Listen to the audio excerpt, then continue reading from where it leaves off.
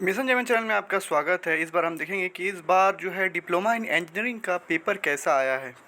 ठीक है, तो जैसा कि मैं आपको बता दूं, केमिस्ट्री तो बहुत ही आसान था। जिन स्टूडेंट को अगर हार्ड लग रहा है तो मेरे समझ से सही से उन्होंने इनका कंसेप्ट क्लियर नहीं किए होंगे या फिर सही से पढ़े नहीं होंगे। क्योंकि जो स्टूडेंट मेरे ई बुक से अगर पढ़े हैं तो उनके लिए काफ़ी आसान हुआ, क्योंकि मैं पहले ही भी बोल रहा था आप लोगों से कि आप लोग ज़्यादा से ज़्यादा क्वेश्चन का प्रैक्टिस करिए। प्रैक्टिस करना ही सबसे बड़ी बात होती है, क्योंकि एग्ज़ाम हॉल में कोई थ्योरी नहीं आती है। एग्ज़ाम में आता है एमसीक्यू आता है।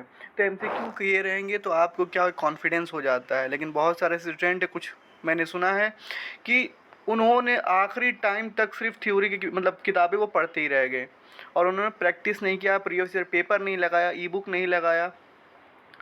तो इसलिए से उन्हें दिक्कतें आ रही होंगी। लेकिन पेपर जो है जिस हिसाब से आप देख सकते हैं बहुत ही आसान है। एटॉमिक मास नंबर क्या होता है, जैसे कि आपका रिलेटिव चार्ज ऑफ इलेक्ट्रॉन क्या होता है, और प्रोटॉन डोनर केमिकल में क्या होता है। ये हालांकि ये क्लास 11th का ये पार्ट है, क्लास 10th का नहीं है। देखिए 2-3 क्वेश्चन ऐसे होते हैं 30-35 क्वेश्चन में कि जानबूझ के डाला जाता है ताकि स्टूडेंट जो है घबरा जाए कि आखिर में कहाँ से आ रहा है, टेंशन में आ जाए कि आखिर में क्वेश्चन कहाँ से आ रहा है। तो 2-3 क्वेश्चन के चक्कर में क्या होता है कि पूरा पेपर ख़राब हो जाता है। तो जो नहीं आ रहा है उसे छोड़ दीजिए आप। बाकी का जो है, जैसे कि आप ये देखिए ये रॉबर्ट्स बॉयल वाला, ये भी थोड़ा सा उसमें है, क्लास 11th में ही मैच कर रहा है। लेकिन ठीक है, ऑन एवरेज सही है। जैसे ऑक्साइड मेटल्स क्या होते हैं, मेटल एंड नॉन मेटल से 2-3 क्वेश्चन हर साल आते हैं। मैं पहले भी बता चुका हूँ आप लोगों को। एसिड बेस से 2 क्वेश्चन 3 क्वेश्चन आता ही आता है। जैसे आप पीएच मोर देन 7, तो 7 किसका होता है? 7 तो खैर ये न्यूट्रल होता है, लेकिन मोर देन 7, तो अगर मोर देन 7 हो गया तो ये बेसिक हो गया। ठीक है, तो इसमें बहुत सारे स्टूडेंट, मुझे नहीं लग रहा है किसी को डाउट होगा। जैसे आपको पता होगा कि लेमन जूस क्या होता है, एसिडिक होता है। गैस्ट्रिक जूस ये आप बताएंगे, तो इस तरीके से आसान है, कुछ है नहीं। जैसे नोबल गैस कौन सा है, तो जो स्टूडेंट पढ़े होंगे उनको पता होगा कि ग्रुप नंबर 8 में जो होता है वो नोबल गैसेस होते हैं, helium, neon, argon, krypton, xenon, radon. तो ये जो है आपका, इसमें जो है ये होगा आपका हीलियम होगा। और ये जो कि बहुत ही आसान है और ये आपको मेरी ई बुक में भी मिल जाएगा। तो जो स्टूडेंट लिए थे तो उनके लिए काफ़ी हेल्पफुल रहा, पिछले साल भी उनके लिए हेल्पफुल रहा। इसलिए मैं कह रहा था कि आप जो है ख़रीद लीजिए। 50 रुपीज़ का है, बहुत ज़्यादा महंगा है नहीं। तो जो स्टूडेंट ने लिया था उनके लिए काफ़ी हेल्पफुल रहा होगा। तो अभी जहाँ से कि आप देख सकते हैं यहाँ पर फिजिक्स का भी है। फिजिक्स का भी वो काफ़ी पेपर आसान ही है। ये मेंडलीव का है। देखिए यहाँ पीरियोडिक टेबल में हर साल 1 से 2 क्वेश्चन ही आता है।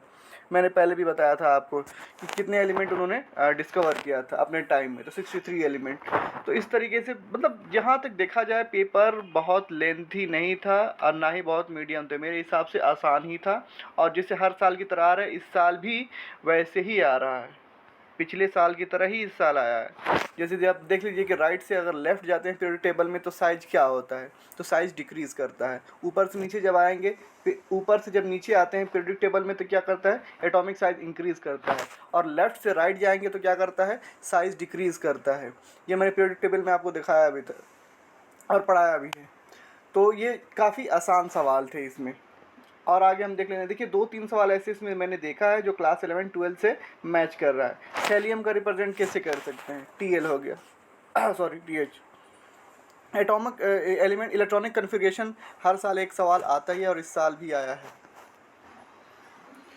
तो पेपर जो है बहुत ही आसान है। अब फिजिक्स की बात कर लें तो फिजिक्स भी बहुत आसान है। जैसे कि आप देख सकते हैं यहाँ पर पावर का यूनिट क्या होता है, वॉट होता है, सब जानते हैं। Material which do not allow electricity to pass through known as semiconductor हुआ। नहीं सॉरी, नॉट अलाउ इलेक्ट्रिसिटी, अगर पास नहीं होता है तो वो इंसुलेटर होता है, इंसुलेटर में पास नहीं होता है।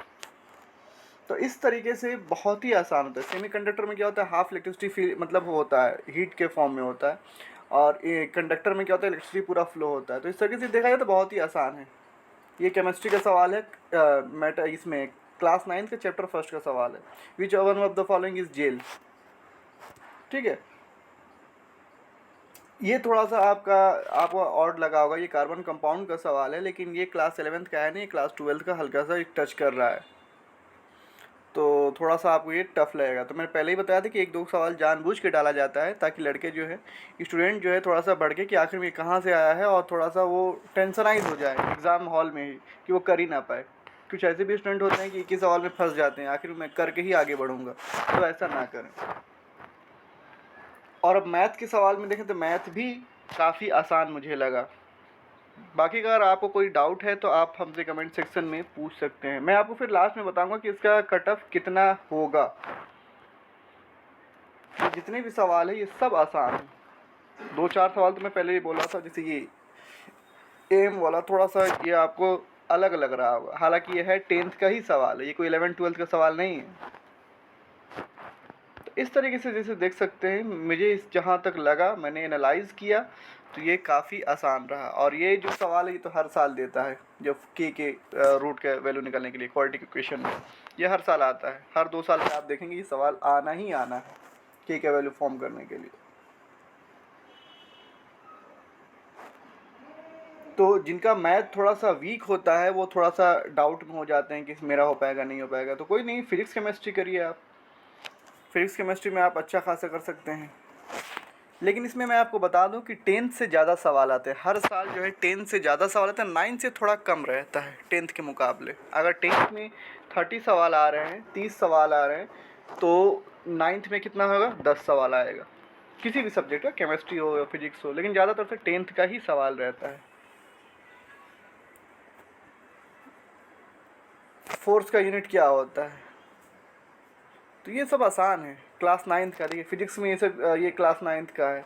ये मिरर का है सवाल, लेंस का है, तो इस तरीके से आसान आया। ये मैग्नेटिक इंडेक्स, ये मैग्नेटिक फील्ड का है सवाल है, ठीक है, चैप्टर 2 मैग्नेटिज्म। और ये आपका है इलेक्ट्रिसिटी का सवाल है, गुड कंडक्टर ऑफ इलेक्ट्रिसिटी क्या है। तो ये कुछ इनमें तो टच एनसीईआरटी भी कर रहा है, जहाँ तक मैंने देखा है। ये कुछ सवाल जो है एनसीईआरटी से ही निकाल के सीधे सीधे कॉपी पेस्ट कर दिया है, ये कहीं बाहर से या कहीं और से नहीं आया है। हाँ, 2-4-5-10 क्वेश्चन ऐसे होते हैं जो ट्रिकी होते हैं, दिमाग लगाना होता है। तो वो जो सवाल है आपके थोड़ा सा अगर जो स्टूडेंट प्रैक्टिस नहीं किया होता है कहीं से भी, जैसे मान लीजिए किसी एमसीक्यू पहले लगाया नहीं, पेपर सॉल्व नहीं किया, अचानक बैठ गया, तो उसके लिए थोड़ा सा परेशानी हो जाती है। तो इस तरीके से जो सवाल है काफ़ी आसान है। इस बार भी, अब मैं कट ऑफ के मैं बता दूं, तो इस बार भी कट ऑफ भी उतना ही जाएगा जितना पहली बार गया था। कंप्यूटर का पिछले बार गया था, कंप्यूटर का 65 गया था तकरीबन। मैं उसका अलग से वीडियो बना दूंगा, तो उसका इसका भी उतना ही जाएगा या उससे 2-3 नंबर ऊपर ही जाता है, क्योंकि हर साल जो है स्टूडेंट जो है जो क्वांटिटी है बैठने फॉर्म भरने की ज़्यादा रह रही है, तो इस वजह से इस साल भी उतना ही जाएगा। मैं उसका एनालाइज जो है कट ऑफ का नेक्स्ट वीडियो में मैं करके आपको बता दूंगा। लेकिन कट ऑफ जो है 65 से अबव ही जाएगा कंप्यूटर साइंस का। लास्ट कट ऑफ 35-37 इसका इलेक्ट्रिसिटी और सिविल, इसका सिविल और इलेक्ट्रॉनिक्स का जा सकता है, इलेक्ट्रॉनिक्स इंजीनियरिंग का। लेकिन कंप्यूटर का तो 50 से नीचे नहीं जाने वाला, ये कंफर्म हूँ मैं, क्योंकि पिछले साल भी 48 या 45 तक लास्ट कट ऑफ वो स्पॉट वाले में गया था। लेकिन इस साल नहीं लग रहा है, जैसा पेपर है, कि कंप्यूटर का 45 या 50 तक जाएगा, 50 के अबव ही रहेगा। हाँ, वो है कि अगर इलेक्ट्रॉनिक्स और सिविल चाहिए तो उसमें हो सकता है आपका। लेकिन मैं आपको कट ऑफ एनालाइज करके बताऊंगा नेक्स्ट वीडियो में। तो हमारे चैनल को सब्सक्राइब करिए, ज़्यादा शेयर करिए, और उम्मीद करता हूँ कि आपका पेपर अच्छा गया हो और आपका सिलेक्शन हो जाए जल्द से जल्द जामिया में।